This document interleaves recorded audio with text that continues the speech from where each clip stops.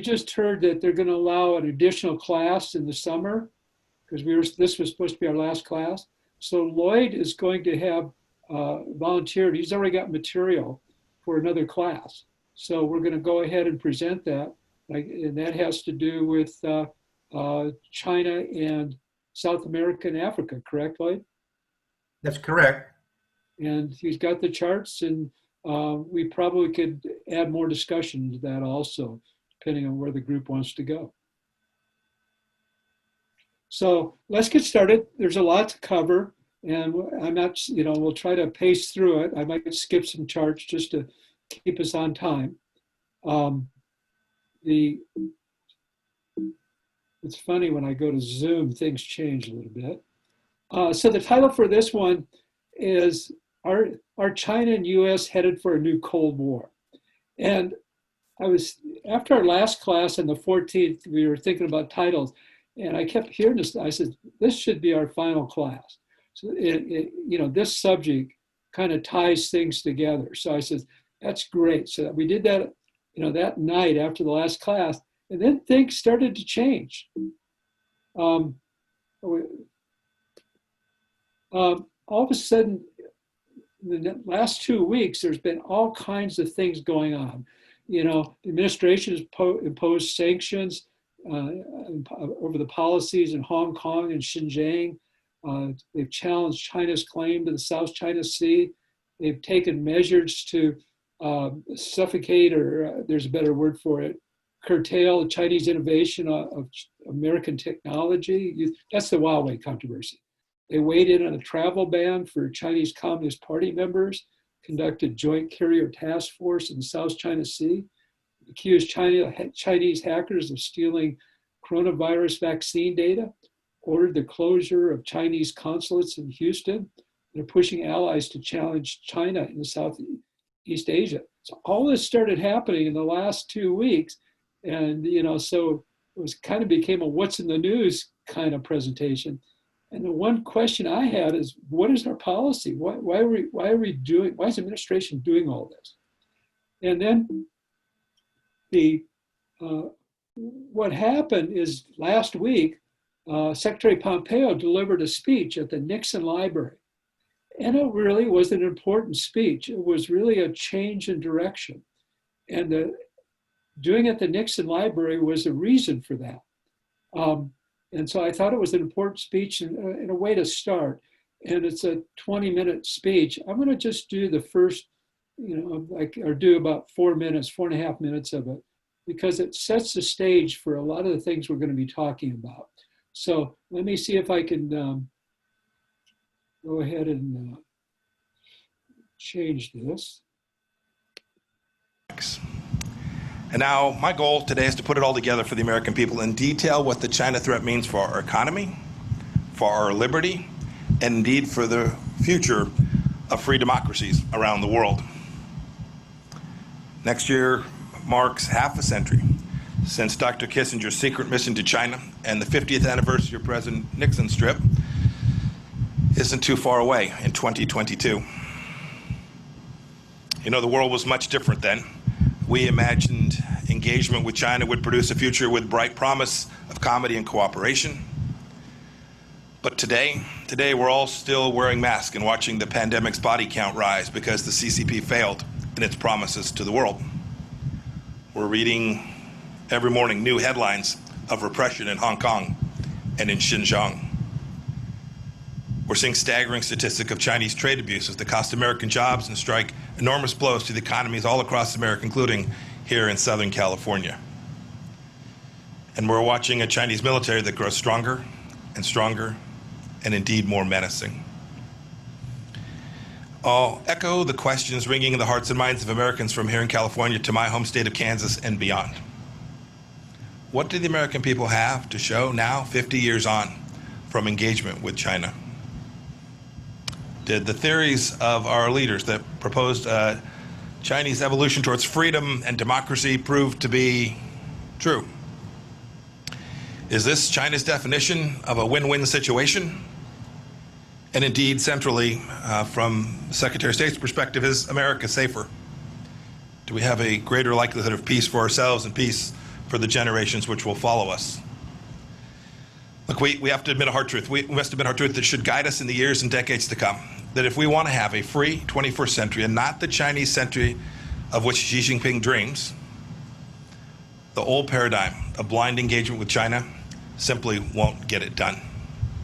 We must not continue it, and we must not return to it. As President Trump has made very clear, we need a strategy that protects the American economy and indeed our way of life.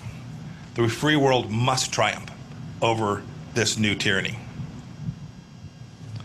Now, before I seem too eager to tear down President Nixon's legacy, I want to be clear that he did what he believed was best for the American people at the time, and he may well have been right. He was a brilliant student of China, a fierce Cold Warrior, and a tremendous admirer of the Chinese people, just as I think we all are. He deserves enormous credit for realizing that China was too important to be ignored, even when the nation was weakened because of its own self-inflicted communist brutality. In 1967, in a very famous foreign affairs article, Nixon explained his future strategy. Here's what he said. He said, taking the long view, we simply cannot afford to leave China forever outside of the family of nations. The world cannot be safe until China changes.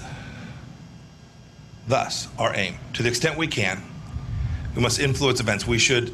Our goal should be to induce change. And I think that's the key phrase from the entire article, to induce change. So with that historic trip to Beijing, President Nixon kicked off our engagement strategy. He nobly sought a freer and safer world, and he hoped that the Chinese Communist Party would return that commitment. As time went on, American policymakers increasingly presumed that as China became more prosperous, it would open up, it would become freer at home, and indeed present less of a threat abroad. It'd be friendlier. It all seemed, I am sure, so inevitable. But that age of inevitability is over. The kind of engagement we've been pursuing has not brought the kind of change inside of China that President Nixon had hoped to induce. The truth is that our policies and those of other free nations resurrected China's failing economy only to see Beijing bite the international hands that were feeding it. We opened our arms to Chinese citizens only to see the Chinese Communist Party exploit our free and open society. China sent propagandists into our press conferences, our research centers, our high schools, our colleges, and even into our PTA meetings. So I picked that section there at the start, and we can show a little more at the end if you would like. But the reason I showed it was a really important speech, and there's been a lot of news articles that we'll discuss towards the end of this class. And so I wanted to get a flavor of it. And the fact that it was at the Nixon Library was really important. Because this, yeah, we should know. Yeah, this is an important speech for this administration. Our Secretary of State's really had a hard time establishing himself for a number of reasons, but that's another story. But Good this speech. was a really important speech, and if you get a chance, you might want to hear it all. But let's go on. So this was a surprise to me too, and so all these things we're talking about, a lot of it occurred in the last few weeks. So when I decided we were going to do this subject, are we headed to a new Cold War, I asked myself some questions. What is the current state of the relationship? Why does China view US as a threat? Why does the US view China as a threat? Are there any comparisons to the previous Cold War with the Soviet Union? Are they relevant? And what might a China-US Cold War look like? And based on this speech, we're starting to get an idea. And what actions should US take today? So these were the questions I had, and I put those as topics for this briefing. And so what I'd like to do is first start the current state of the relationship. I'm going to cover some material we did in the first few classes because it's really relevant to where we're going to go. So let me go ahead and do that. So the first thing is, what are the things to consider as we have this discussion? And because things are different, as we know, from what they were in the 60s and 70s and so forth. For the first time in modern history, we're faced with a competitor that has roughly the same GDP as we do. It's growing at twice the rate. It's the largest manufacturing economy and exporter of goods in the world. The difference is, during the Cold War, the Soviet Union had less than 1/2 of the US economy. We could just outspend them. The other thing is China's population is 1.4 billion people versus 330 million for the United States. China is transitioning to a consumer-led economy, which creates, as we've seen, massive opportunities for our companies and European companies like Apple. We got Apple and Boeing and Nike. So, and it's also the third largest export market for the U.S. behind Mexico and Canada. So it's important to us. With $1.1 trillion in U.S. Treasury, China is America's largest foreign creditor. And we use that debt to fund everything from tax cuts and stimulus to fighter jets. So China is important to us. And there are more reasons too. As we've learned, the economies and supply line are tightly intertwined. Turns out China's banks have total assets that surpass American and European banks. And China is seeking a greater role in the financial system. According to The Economist, U.S. legitimacy has been badly hurt by all these sanctions we're using, the pandemic, and China keeps trying to get more in the financial system, attacking the dollar and so forth. So changes could be out there. Also, we have the made in China that we've talked about a lot. China wants to be dominant in key technologies. Artificial intelligence, they're up there pretty close to us right now. 5G, they're ahead of us. Semiconductors, they're behind us. There's the issue. Robotics, they're doing really well, and I'll show you some examples. Quantum computers, telecommunication. So they've come a long way. And as far as their science and engineering graduates, they outnumber US grads by something like 3 to 1 or greater. The numbers vary all over the place depending on the source. And they're spending R&D roughly the same as US, and it's growing at a much faster rate. So China is important. It's not going to go away. Also, they've got this Belt and Road Initiative. This is the most ambitious infrastructure project ever conceived. More than 60 countries have signed up or indicated interest. The overall cost of this is something on the order of $1.3 trillion. What they're doing, as you see in the map, is they're setting up for their supply lines for overland rail, using rail, maritime, off to Africa and the Middle East. We're also involved, and we'll talk about it in the next class, in supplemental in South America and Africa. China is their largest creditor, in those countries. So it's made in China is a big deal. In addition, other importance to consider is in just 2 decades, China's created the largest navy in the world. It's not the strongest. They're low-end ships, basically. They're starting to build carriers, but they have the largest shipbuilding infrastructure in the world. They build a lot of the commercial ships now, too. And they're, as we'll talk about, they're transitioning from a near-region force, solely near, for example, operating the South China Sea, they call it Green Water Navy, to a Blue Water Navy, operate within the oceans, the Pacific, the Indian Ocean, and so forth. So they're building high-end ships. They're also challenging us in military and space, underwater, robotics, cyber, missile, and information technology. And the last point is China's economy is expected to rebound by the end of the year. Other developed economies like ours, hopefully in the next 4 quarters. So there's a lot of points to consider when you start jumping into a Cold War. And so there's another chart that I presented previously. It was Graham Ellison. He's a professor emeritus at Harvard, written some books on China. He's looked as a Chinese expert. He says, this is what Xi Jinping wants. And I think it's pretty accurate, even today, 3 years later. He wants to return China to predominance enjoyed in Asia before the West intruded. That's that. We talked about the century of humiliation. He wants to reestablish control of the territories Communist Party considers to be Greater China. That includes Xinjiang, Tibet, and Hong Kong, and Taiwan. So in a way, this has been well known for a number of years. it wants to recover its historic sphere of influence along its border and adjacent seas. Um, all countries actually want to do that. And, he wants to become a world power. They want to become a world power. And in some respects, they are there now. Another thing is what Xi Jinping wants. He wants to have a military that's able to fight and win wars, to realize what he called that China dream we've been talking about. So he's committed to a modern military that can defeat all adversaries, including the United States. I'll go into more detail on this chart in another section, so I'll move on.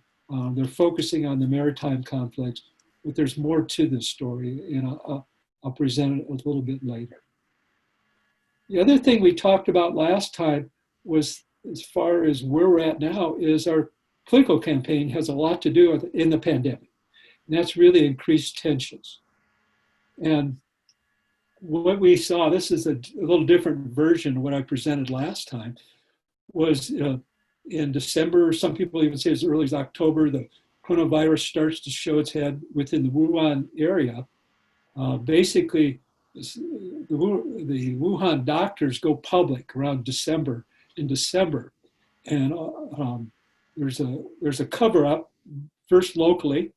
They're trying to keep it from Beijing. Beijing finds out there's a week, 2 weeks, whatever. No one's really sure. Where they recognize it, they lock down Wuhan in that province. It's the largest in history. Wuhan has got a population that's equivalent to the sum of New York and Los Angeles. So it's huge. And it was a pretty brutal lockdown, something we could not do. But the lockdowns started to work. Let me get a pointer here. And it was very successful. And Xi, was basically in hiding, they were in a lot of trouble during this time here. And so he kept a low profile, but then as they got things under control, he visits Wuhan and he starts to regain his stature. He's the indispensable leader that's solving the global crisis of the pandemic. So they've got a narrative. The Communist Party starts his propaganda, and the people get behind him as the Chinese leader. So he's feeling a lot of power. But at the same time, they start to initiate a new aggressive foreign policy. They're trying to take the same narrative that works within China and spreading around the world, and it doesn't work out real well for them, as we saw. And this is where we start to hear that there start to be more incidents in the South China Sea. We have Australian tariffs. Australia said we got to need an investigation into where this virus came from and what happened. And so they were slapped with tariffs. There was the China-India border clash. Australia had extensive cyber attacks. Europe and Africa start to push back on this aid. There's problems with the PPE. This concept that they're trying to deflect their blame from that it started in China, and that they're solving the problem, and they're getting a lot of pushback. So this is all starting to go on in May. So this is a very short time frame. And also during this time, we have the U.S. Carrier Dual Task Force goes to the South China Sea. A big story is UK bans Huawei all of a sudden. And a number of U.S. sanctions were implemented. All kinds of things happened in July, and we'll talk about that. Back here in the United States, when this is happening, the Phase 1 trade deal signed. And this is a big deal for the president, and he says, I've got a great relation with Xi, and he's taking care of everything, and it's all positive. But then we have the shutdown about mid-March, and all of a sudden we're talking about the Wuhan virus and the China virus. So things changed. During this last 6 months, as we all know, the stories have begin to change. From China being great and so forth, to they're the source of the issues that Pompeo brought up. See, is this going to click for me? There we go. It's just a quick point. also, as he regains his stature, there's a crackdown within China on dissent and free speech. A number of intellectuals and stuff are targeted, and some are jailed, they vanished, put under house arrest, and so forth. So during this period, all these things are happening. There's the crackdown on free speech and so forth within China. The wolf warrior diplomats are have a very assertive view throughout the world, and they're getting pushed back. So things are happening. And this just is, this was a chart I had showed last time about the wolf warrior diplomacy, and Europe starts to wake up. As this increasingly assertive and aggressive diplomacy, China seeks to pressure the European countries to criticize their handling of the virus outbreak. And so Europe is now caught between two major powers. There's China, who they got strong economic interests with, and the US, and our relationship with, in the last 3 years has not been great with the EU. So the diplomats are pushing back on this criticism throughout in social media, TV, newspaper, op-eds. And so China is starting to be viewed as a very hostile power. Things are changing. And also we're hearing more and more reports that they've been out, the human rights abuses in China, specifically in Xinjiang. The New York Times wrote this large article talking about what was going on in the re-education camps, they called it, for political indoctrination. China says, well, they're just for vocational training. Of course, that's not true. The picture in the bottom, this is not exactly UCLA. This is not a vocational training center. So things are changing. So all of a sudden now we went from somewhat positive relationship to a much more hostile relationship. We're now talking about the China virus, the Wuhan virus. Donald has stepped back. The hawks, when his administration, he has a lot within the Security Council, are sort of taking the lead now. And China bashing, because we got a election coming up and we've got a problem with the handling of the virus. There's, they got to look for other things to talk about, and the China virus and bashing China is part of that story. So what I'd like to do is just talk about why is China viewed as why does China view US as a threat? And then I'll do the reverse. And the first thing is something we talked about in the first class. China's got a problem. It's a major exporter in the world. The maritime shipping is crucial to it, but it's surrounded by Japan, American ally, South Korea, American ally, China Islands with Okinawa, heavily armed, Taiwan, somewhat, I don't know if you'd call it an ally, but we support their defense. We sell them fighter planes and so forth. We've got the Philippines, Malaysia, Vietnam. All these are allies.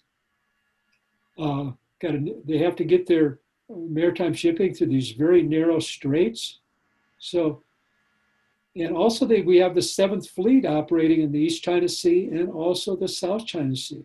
So they have a problem, and in their near regions, they could be, time of conflict could really be shut down. And just, beginning in July, we had the dual task force here in the South China Sea. That was the Ronald Carrier Task Force, the Ronald Reagan, and the Nimitz. And they were doing joint exercises within the South China Sea. South China Sea is really important to them for a number of reasons. One is children in school are taught the South China Sea is China's. It's where the 9-dash line. So all the people in China believe that's theirs. So there's how we deal with that is going to be a real tricky issue. And so we're becoming more aggressive. I don't know how that's going to work out, but it's an area of conflict. So we had this dual carrier task force in South China Sea. Then what happened a week ago is they split up. The Nimitz, its carrier strike group went off to the Indian Ocean and have joint operations with the Indian Navy, and the Ronald Reagan strike force went to the Philippine seas, and they're having joint exercises with Japan and Australia. So we're putting a lot of pressure on China at this time. And that's one of the reasons they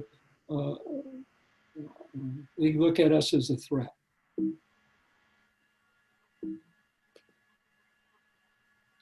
The other thing is again, a lot of these things happened in the last few weeks. Pompeo announced that China's maritime claims in the South China Sea are completely unlawful. He's setting up for military confrontations with Beijing and maybe sanctions against companies that back China in that area. There's a lot of oil drilling going on, gas, a lot of resources in that area. A lot of companies are supporting that. He announced he aligns with the policy of the International Tribunal, which was against China. Unfortunately, we're not a member now, but he made that statement. And he leaves the possibility that we might come to the defense of nations like Vietnam, Malaysia, and the Philippines. So basically, Pompeo said that Beijing has failed to put forth a lawful, coherent maritime claim in the South China Sea. So he's thrown down another marker. The other thing that's going on is with Huawei. And this is the chart from one of the previous briefings that I just wanted to point out. Why does Huawei think is important? Huawei is the largest telecom equipment company in the world. It has almost 30% of the market share. These are over the last 3 years. The next two are Scandinavian countries, Nokia and Ericsson. They're about half that. ZTE is a Chinese company. Cisco is on the periphery. It's an American company, and Samsung. So Huawei, as we actually left this market 2 decades ago with the advanced telecom, the move to anticipating the move to 5G, we're out of that market. US isn't there. And Huawei has become the largest provider of telecom. They operate in 170 countries, including the United States. 5G, which is where people are going, is really important. That has a heck of a lot more to do than just how fast your cell phone works. That enables machine-to-machine communication. And that's important for smart cities, driverless cars, because instead of just using your sensors, the cars communicate with each other. It's robotics and factory and medicine. It's kind of going to be a game changer is what people feel. So this is really important. So what do we do about it? We don't have a competitor. So what the administration has done over the last few years is they work to ban or limit Huawei in most Western countries. They've arrested the CFO of Huawei, which is the daughter of the CEO and founder of Huawei. She's under house arrest in Canada. U.S. Justice served Huawei with 23 indictments for alleged trade secret theft and fraud. Pompeo has gone out and says that Huawei poses a national security risk, and you can certainly make that argument. FCC has labeled Huawei and ZTE as national security risk. Justice Department has charged Huawei with racketeering and theft of trade secrets. And Trump signed a law to prevent U.S. rural telecom carriers from carrying Huawei. That'll have an impact in rural America because a lot of them use Huawei equipment because it's cheaper and all the rest. So, so we're doing everything we can to limit Huawei's entry into the Western markets. And the most important thing, well, these things kind of work, but didn't really. But then they found the golden bullet was we build the equipment that allows you to build these advanced semiconductors. There's only 3 companies in the world that do it. They're all in Western countries, so we can control that. And that's a major impact to Huawei. This is a very significant move that we made in May. And Xi Jinping vowed to invest $1.4 trillion to increase the tech share. It's not just a money thing. they're way behind. They're 10 years behind. So in this kind of equipment, and this is what they need to go forward. So that's a major blow to them. So what happened during the last couple of weeks again is Huawei was first allowed in January into the UK, and that was a big win for them. But they've reversed their decision. Boris Johnson did on the 14th, and the rationale was that the Huawei critics there said the Chinese government, their close ties with this company, it could use equipment for espionage, disrupt communications, and so forth. And that's true to some extent. They also, UK believe this project became too risky for such a large project. And what really swung the deal was restrictions we had on semiconductors. So Huawei has some issues. And also the parliament was upset with what was going on in Hong Kong and so forth. So all this kind of aligned itself. So a couple of weeks ago, they changed course and we're not going to go with Huawei. And the next one would be Germany. Germany is a lot of their telecommunications is Huawei. So seeing how they go will be really important. So again, we're becoming a major threat to China. That's what's going on. And we saw that again during this last couple of weeks as Trump ended the preferential economic treatment for Hong Kong. No special privileges. Trade status has been changed. They're subject to tariffs. There's no, we were exporting sensitive technology through there. That's been cut off. And so the administration now has tools to hold individuals, entities involved in sanctioning them in China. So this is a major or a blow to China. And there's more. Next day, U.S. has reported a wave sweeping travel ban on Chinese Communist Party members coming to the United States and their families. There's like 70 million members of the Communist Party within China. How you identify who they are, it's not clear. But again, we start to see this increase in hostility. Also, Trump has signed the Uyghur Human Rights Act into law. This was in June. And this is the bill that authorizes U.S. sanctions against Chinese officials responsible for detention and prosecution of the Uyghurs. So this is going on. And this was upsetting China because, as we've heard previously, Donald was not too upset about this, but events have changed. And then the last thing I'll say is we've imposed all these tariffs on them. And the trade war has been going on. And we've done a number of versions of them. One had to do with Made in China, where we went after their forced technology transfer, unfair licensing, government-backed cyber theft, and so forth. And on August of 2018, we had a second list of tariffs that went into effect. So we had this trade war. We got a phase one deal back in January, as you remember.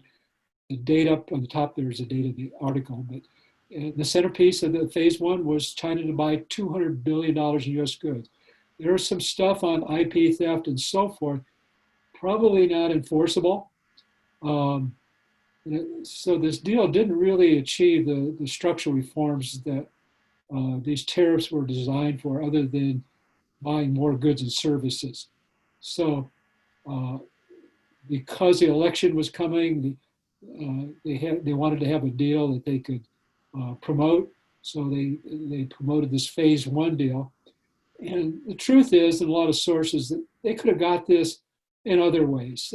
We had allies working with us, so if we didn't have to get into a trade war, we could have also used the World Trade. We could have brought suit through that. So there were a lot of options. So a lot of people feel we didn't get much, but it was more they wanted to get a phase one deal for the upcoming election. So the phase two deals doesn't seem likely to deal with all these structural things.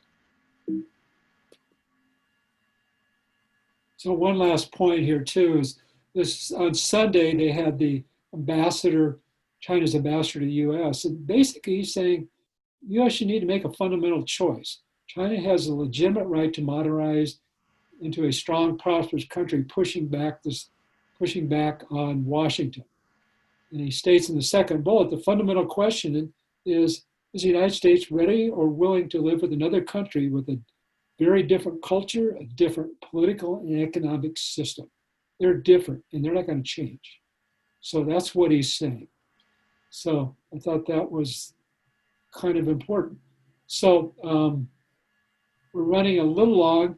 If we have a few questions now, I'll get into the other part of the story, which is going to be why we view China as a threat. Okay, so I showed you this chart before, and now what we're doing is we're talking, why do we see China as a threat? And I'll go through this fairly quickly. I showed you this chart just a few minutes ago, is they're committed to building a modern military. And basically they're focused on the maritime conflicts first, and they're fielding what's called an anti-access area denial capability.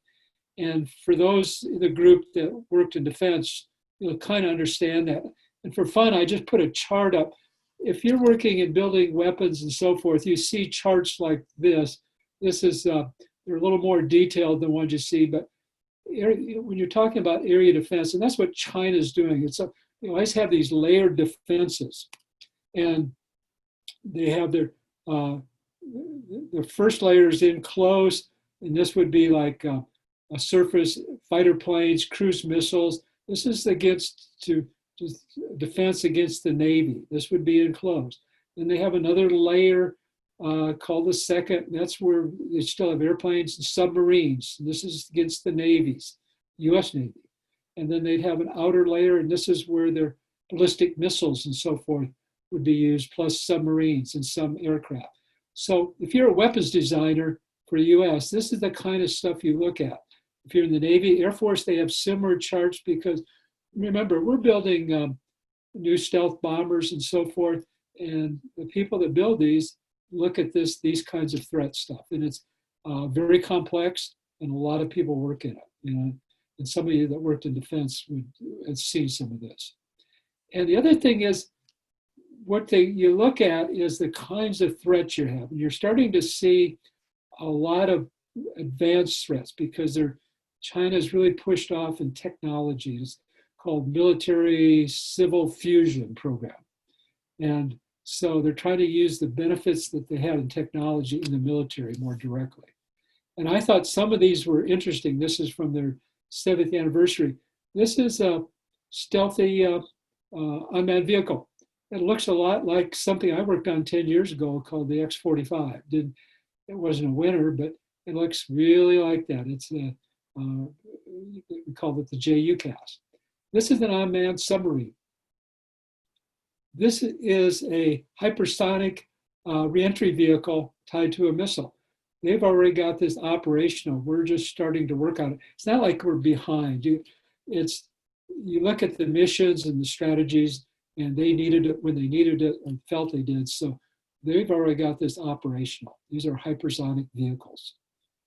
What they're really proud of is their J-20 fighter. It's a stealth fighter. It carries a lot of armament in it. It's kind of surprising, actually. It's a pretty capable aircraft. The interesting part is it has a lot of features of our F-35. The J-20 F-35 have a lot of the same features, and especially from stealth. In a moment, I'll tell you why that's so. The other thing China is doing a lot of is space weapons. As both Russia and China observed, is we depend on space assets to the military does. GPS for guided munitions, for communications, command and control, and surveillance. So they're working on maneuverable satellites. They go up close to another satellite. They can disable it, use laser or electromagnetics or whatever to disable those. You can even blow it up. That's sort of not a good thing to do because the debris it puts out. So China is really heavy, and that's why we have a space force.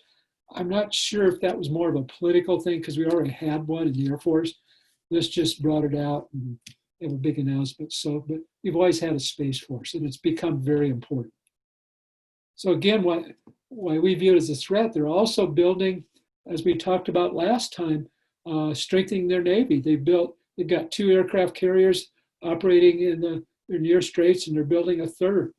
We've also built a large cruiser. I think it's bigger than our Aegis class, which is our best one.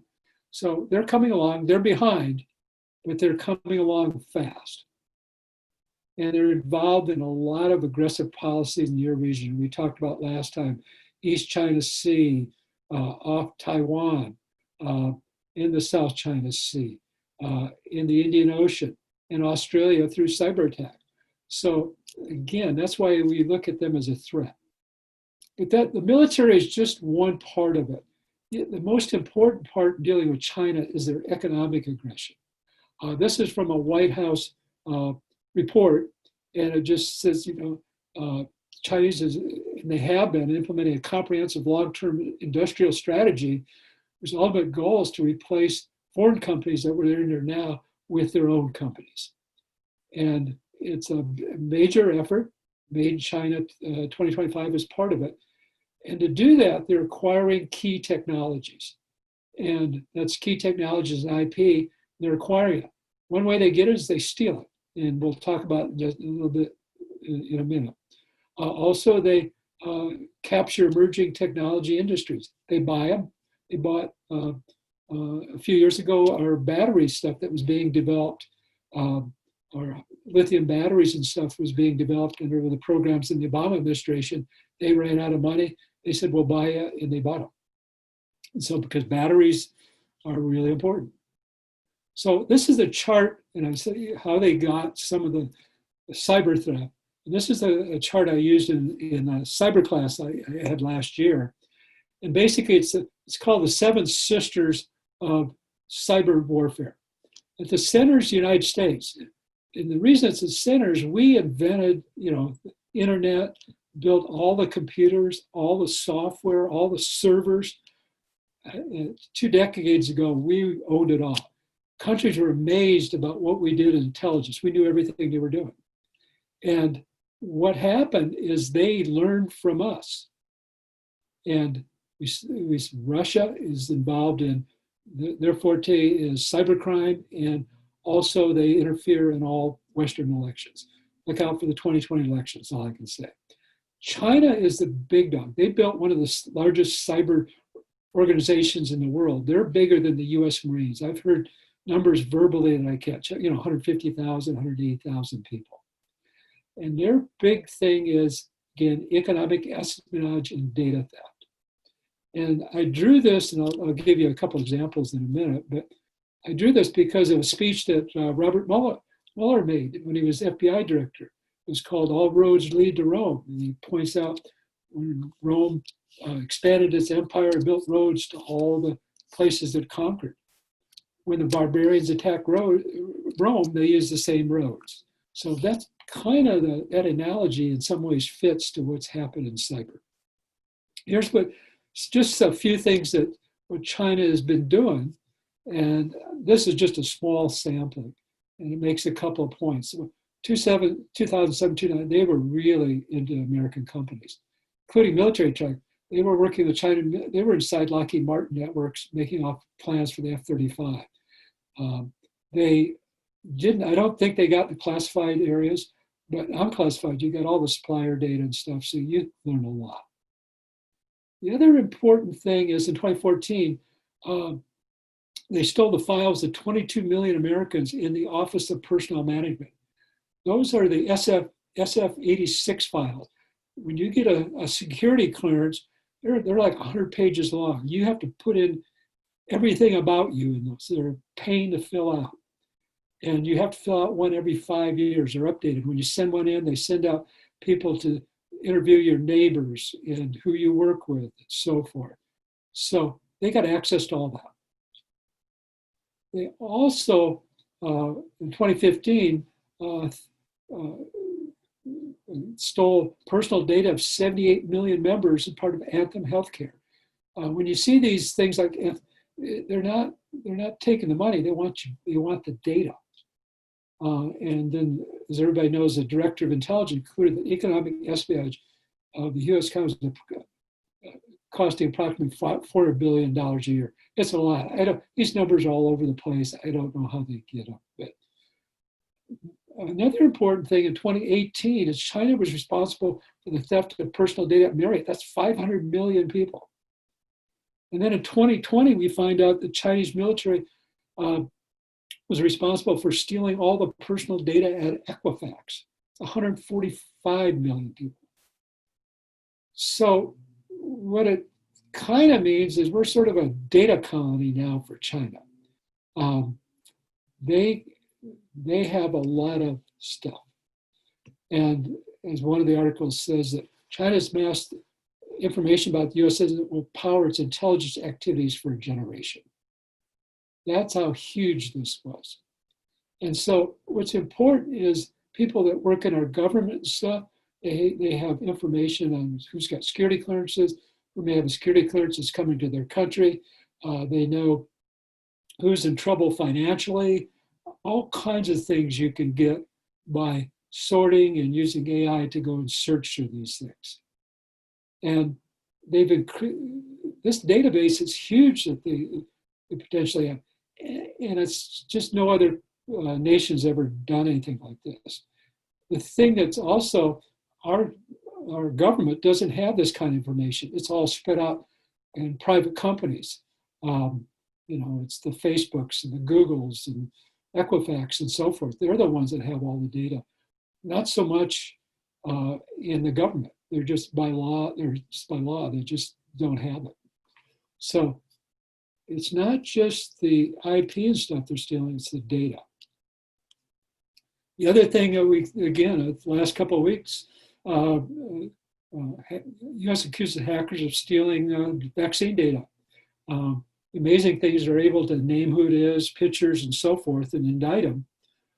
After I thought about this is not it's big a deal, other than the fact that they identified him, because the Russians are doing the same thing in other countries. Most intelligence agencies, this is the kind of stuff they go after. So it's not really a major issue. Another aspect of this is a book that's a couple years old,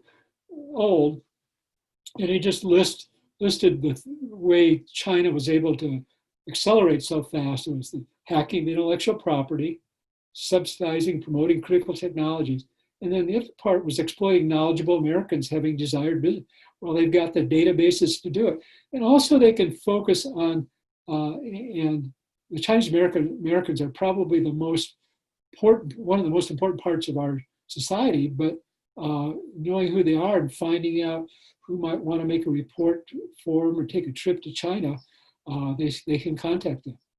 And in some cases they have. And there's other things they've used about buying undervalued companies and venture capital I won't go into now.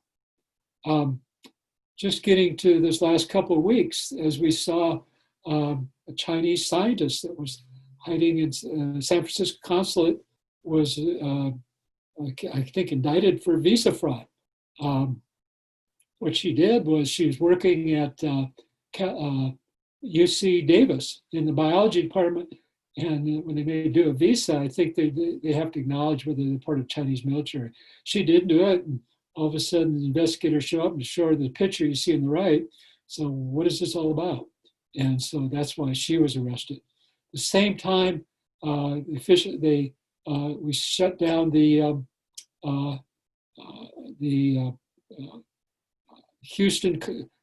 China's Houston consulate. It's implicated in another fraud investigation. And we shut it down.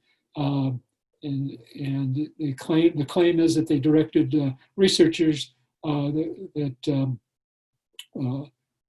local area. And the other thing is Houston's just a small part or broader network of individuals in more than 25 cities that they're pursuing. One last point is the FBI director, I've heard him say, they've got about 2,000 active counterintelligence investigations going on right now, and they open one every 10 hours. So all of a sudden you're seeing this come out in the open. I had seen it and read about it for several years, but now it's coming out in the open because there's been this, part of it has been this change that we saw with the Pompeo speech and the change in the administration now uh, to go after China.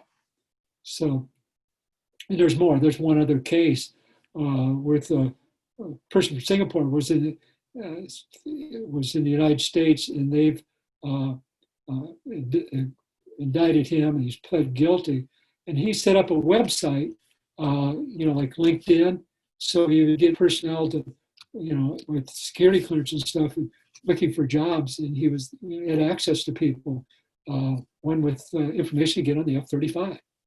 So he's been charged as an illegal agent of foreign power. So there's a lot, and you'll hear a lot more of this. Okay, so real quick, our comparisons to our previous Cold War relevant answer, I think, is obvious to most everybody. It's totally different. The Soviet Union and West, they formed blocs. We had NATO and the Warsaw Pact, and there were very few non-aligned countries. And there was very little economic activity between the blocs. And GDP of Soviet Union was 40% of the US. And none of the characteristics of present day. China doesn't really have anything like an Eastern Bloc. It's got countries that it's associated with as part of the Belt and Road and so forth, but it's not the same. US network of alliance is primarily now military, not economic. Supply chains are global and they're tightly coupled. You build an airplane, and what people do is they look, okay, I need these components. Who's got the best and cheapest? And it doesn't matter where it is in the world. The way businesses work is completely different.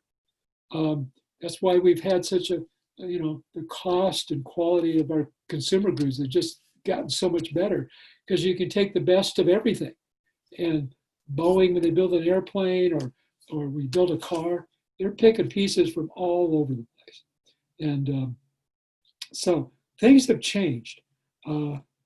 US allies aren't ready to sign up for an all-out confrontation with Beijing. They have economic interests and interests with Beijing. They've got them with us. We've retrenched. Our relationships with our allies have not been good, especially with Europe. And everybody's looking for some mixture of security and economic benefits from both of them. So it's really not the same. And this is just pretty much saying the same. Old Cold War policies such as counter-China military alliance are kind of ill-suited and are unlikely to succeed. And that's the Washington Post saying that. So we could talk about it, but it's not the same. This is something completely different. And that's really the message. So it's not like the old Cold War, it's something else. So what might a Cold War really look like? We had this speech, and I showed you part of it. And if we have time at the end, I can show you a little more. It's not that I agree with it. It's just a major, important speech done at a key location, the Nixon Library. He's the one that opened the door to China. So they picked the right spot to have it. It's gotten a lot of newspaper articles and stuff. This was over the weekend from the New York Times. And I'll get to what they really mean by official push us toward a point of no return. That's kind of what this speech is doing, is what they're saying. Just for fun, they had this picture, and I just copied it from the article. And this was a meeting. This turned out in Japan. So you've got all these Chinese autocrats here, all these smart guys working on this stuff for years, okay? And then I look at our side, we've got Donald. We've got Mulvaney, who, the Freedom Caucus guy, he knows nothing about foreign policy. I think that's fair to say. We got Bolton here taking lots of notes. I'm not sure why he takes all these notes. And then we got Ivanka. You got to have Ivanka there. And then we have our trade policy guy, Peter Navarro. He's known for thinking outside the box. Most of the time, I hear he's way out of the box, and he's responsible for a lot of this trade stuff. That was his big push. So that's my view of this picture, for whatever it's worth. This is what the article in the New York Times is saying. And this is their concern. Step by step, US and China are dismantling decades of political, economic, and social engagement. That's what this speech was all about. We're done with the opening to China, what was done by Nixon, setting a stage for a new era of confrontation shaped by views of the most hawkish voices on both sides. Within our administrations, we have a lot of hawks within the National Security Council and throughout this current administration. They're tightly coupled with conservative think tanks like Heritage and Hudson, and they all start with an H. And they were kept quiet for a while because of this trade thing, but now they've come out because the election's coming. Attacking China is a good diversion, or a good way to go. So they're doing a lot of that. And I think that's part of it. So I got a little bit of opinion, and I'm echoing what's in this article, basically. And so they're very worried about the election. But what they're doing when they're doing this is it's somewhat irreversible changes. It won't matter who's the president. Once you start doing this, you start to box yourself. And that's what's happening with these speeches now. We're kind of boxing ourselves. And it elevates the hawks within China also. And that's what's going on. And that's where I got a lot of this from this article. So this could be Trump's most consequential legacy, this entrenchment between the two, in confrontation between the world's two largest economies. It's quite a change. So I think we pretty much have said all these things. So they're looking for a state of, competition, broader competition. And that's, the confrontation with coercion, aggression, antagonism. So we've got the China hawks versus the U.S. hawks. We call it well, I can't even talk, but you know what the word is. But what Pompeo was using was very strong language for a Secretary of State. He's saying things like relationships should be based on a principle of distrust and verify. So that's a heck of a way to go in a negotiation. And right now we have nobody talking to China. That's another problem. We had a couple of the trade guys, but I don't think anybody at a high level is really any kind of discussion with China right now. So this diplomatic opening that Nixon created a half century ago is ultimately being changed. And what Pompeo says, we must admit a hard truth that should guide us for the years and decades to come. That if we want to have a free 21st century, as he calls it, not a Chinese century of Xi Jinping, the old paradigm of blind engagement with China simply won't get it done. And the LA Times yesterday said pretty much the same thing. Pompeo is calling for an end of engagement, a policy that's defined our relationship for the last 5 decades. It used to be considered one of the Republican establishment's most important achievements. Just go to the Nixon Library. And it's a dramatic shift in our relationship. It's been going on for decades, where we sort of overcome our differences between America's capitalist democracy and China's autocracy. This era may be over. And so, I forgot who brought it up. We're already in a Cold War. This last few weeks might just be signaling it. See, we got a few more minutes, and I'll go through this really fast. There's other views. I showed you what views were just after Pompeo's speech. If you read more of academic stuff like Foreign Affairs magazine, and this is before a lot of this occurred. So this, even though it came out on July 15th, it was probably written months before that. And they were pointing out that China now has this enhanced nationalism. They're confident in their right. They're proud of themselves. And they've engaged in an unprecedented diplomatic offensive. At the same time, they're tightening their grip on Hong Kong, unleashed a diplomatic campaign against Australia, and used force at the Indian border. So they've become a much more hostile force also. And so we just may be taking a glimpse of what China's new foreign policy is. The other thing that's been operating here, I brought up, there's been a global power vacuum. We've receded. We've gone away from our alliances and so forth that we built up again since the World War II. And we've been stepping back from them one by one. And so they see an advantage as we abdicate our global leadership, and we've got a pandemic going on. We're far from getting over it. And then one last thing about the Foreign Affairs article is it just says, what I think we all know, U.S. must reject unilateralism, start to work with our allies, because it hasn't done us any good. It's produced little trade or national security gains, as we've seen. We should reinvigorate our relationships with Europe and Asia, invest more time in institutions, UN, I'm not so sure, G7. G7 won't even come here this year. They were supposed to. There's issues there having to do with Russia and other things. World Health Organization, I don't know why we got to, I understand that, they've got their issues, but we haven't done ourselves a whole lot of good just walking away from it. So, what the Foreign Affairs guy says, what we need to do is restore our domestic health and prosperity and remain a viable competitor on the global stage. As Pat was saying, it's time to start competing. They basically look at this and say, hey, you got the two most powerful countries in the world. They're not going to get along.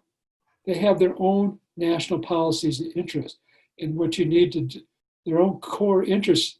And that's always going to be true. It doesn't matter if it's Xi Jinping or whoever it is. They are now a global power. And you're always going to have friction. And the way you deal with that is through diplomacy. And that's basically what this is all saying, is it's all about understanding what your adversary is doing and what they want, blocking them where you can, and then competing and beating them in other areas. So I'll skip The Economist, because we're getting down to, Lloyd has a short idea of what actions U.S. should take today. Let's do that, and then we'll open it up for discussion. Go ahead, Lloyd. Okay. The point I made about a year ago in one of my talks before the OLLI was that there's soft power and hard power. Soft power consists of mostly of diplomacy, either face-to-face between a country and another country, or between multinational organizations, all the way to hard power. Now, hard power in this case would be militarily. For countries like the United States and China, these are the options that can be used by either one or both. And this is a continuum as you go from left to right, and they can work together. But when I say work together, you don't have to necessarily have to show continually hard power, as long as the other side knows that it's there and it's there to be called upon if necessary, thus increasing the use or increasing the likelihood that diplomacy would work. So soft power diplomacy could be nation to nation, United States versus China, talking about, let's say, functional issues like airline or exchanging data on the environment or radio traffic, or through multinational organizations such as the United States, the World Trade Organization, or functional agreements, which I just talked about. Not finally, but the next level could be trade agreements or trade treaties. BRIC, this is the with Brazil, South Africa, China, and Russia, or ASEAN, which is an ongoing trade group within the Asian countries now, and TPP, which unfortunately we did not sign on to, but I think we should go back and take another look at it depending upon the outcome of the next election. Because again, this interlocking system of trade has a lot to do to forestall or else channel the use of hard power, military power. when it comes, as you move from left to right, right now, the United States is engaged in, mostly in the Southeast Asia area, bilateral agreements. U.S. with Japan, U.S. with Korea, U.S. Philippines. These are formal treaties. There's an unspoken or informal relationship between the United States and Taiwan. It's up in the air as to whether we have any, not up in the air, we don't have any formal agreements that we will come to the aid of Taiwan, but we may. And when I say we may, that puts an element of doubt into both China and ourselves. What we are doing with Taiwan is selling a lot of hardware, doing training. So there is that relationship, but not as not a formal relationship. We do have formal relationships with NATO. NATO is undergoing a difficult time right now. Russia is no longer seen as the major boogeyman for Europe, although they are causing problems, especially in Ukraine. But they're not at risk at the present time, the lowland countries in Europe. So NATO is looking to modify its charter. Modify its charter is to define China, mainland PRC, as a major competitor. When I say that, because China has now developed and placed operational long-range missiles, which easily reach any port, any city in Europe. And finally, we have this treaty, a formal treaty between the United States, New Zealand, and Australia. So that's what I mean by a range of options. Diplomacy can work together with military options. So I think that's well describes what I was trying to get at. Okay. What can we do? Not what we should do, but what can we do? We can rethink, join the Trans-Pacific Partnership. Again, I alluded to change of the modification of the NATO Charter. One of the things that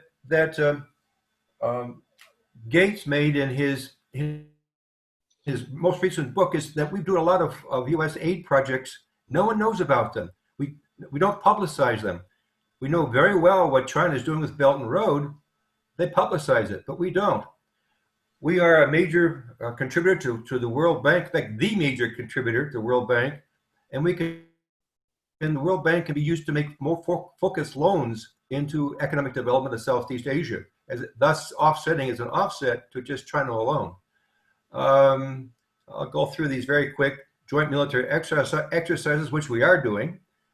I think if we have a formal defense treaty with Taiwan, this is going to set off fireworks, but at least it gives mainland China parameters of what our position is going to be.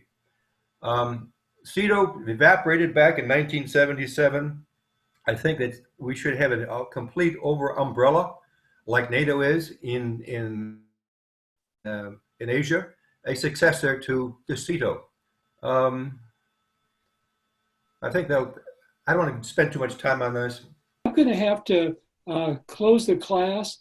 Ellie, I kind of told her we'd try not to go so long this time, but we did. But we're into her class, and I'm in trouble now again, which is okay. But I want to thank everybody, and we're going to have a class. It sounds like in 2 weeks. It'll be a new one. We'll have much more time for discussion, I think. So it'll be August 11. Yeah, and later on that class. You guys have done a lot of research and brought forth a lot of information. We thank you for that. Thanks, Jim. Thank you, Jim. Fantastic. Thank you. All have a good day. I need to